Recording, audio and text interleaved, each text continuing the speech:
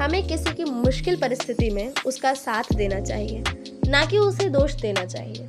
नमस्कार, Jhaji on mic पर मैं फिर उपस्थित हूँ आप सभी के सामने एक नई कहानी के साथ। इस कहानी का नाम है बिल्ली का पंजा। ये कहानी साभार दिगंतर राजस्थान से संकलित है। कंचनपुर नाम का एक गांव जो गंगा के किनारे बसा था। इस गांव में अनेक तरह के काम धाम करने वाले लोग रहते थे।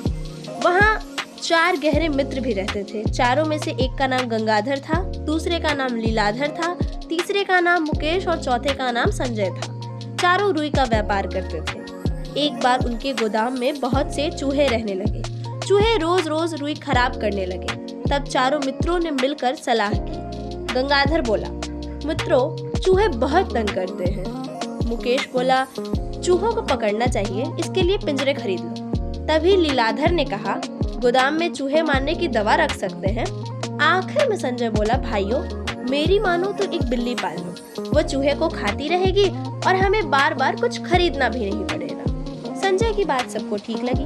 बस चारों ने मिलकर एक बिल्ली पाल ली। चारों ने उसका एक एक पंजा लिया।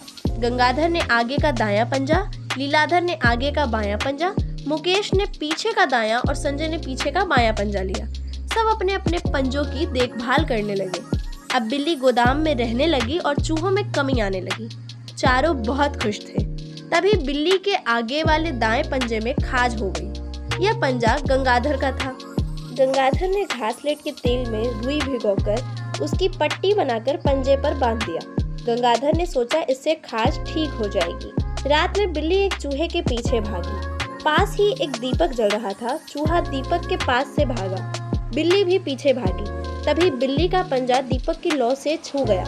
पंजे में आग लग गई। बिल्ली बचने के लिए इधर उधर भागने लगी और इस भागम भाग में पूरे गोदाम में आग लग गई। बिल्ली घबराकर बाहर भागी। उसे गंगाधर ने बचा लिया, पर गोदाम की सारी रुई जल गई।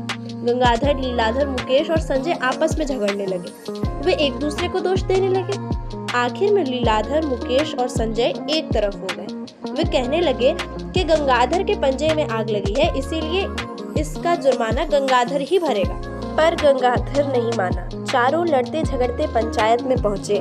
पंचों ने सबकी बात सुनी, फिर फैसला सुनाया।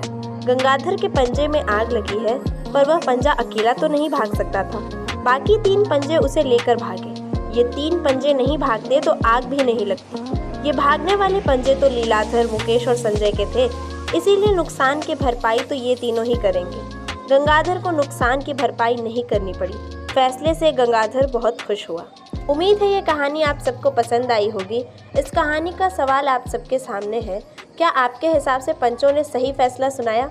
अपना जवाब कमेंट सेक्शन में ज़रूर दें और अगली कहानी के लिए बने रहे हमारे साथ झाजी ऑन माइक पर।